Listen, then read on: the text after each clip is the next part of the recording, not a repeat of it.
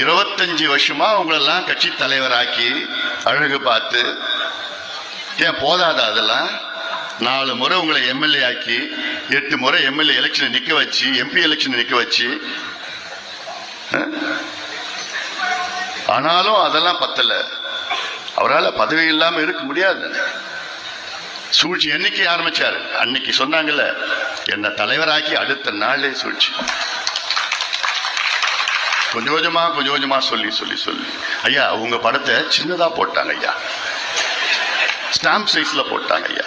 அவர் படத்தை இவ்வளவு பெருசா போட்டாங்க ஐயா. உடனே ஐயா என்ன பண்ண, ஒரு சர்க்குலர், ஜிகே மணி படம் தமிழ்நாடு ஃபுல்லா வரணும்.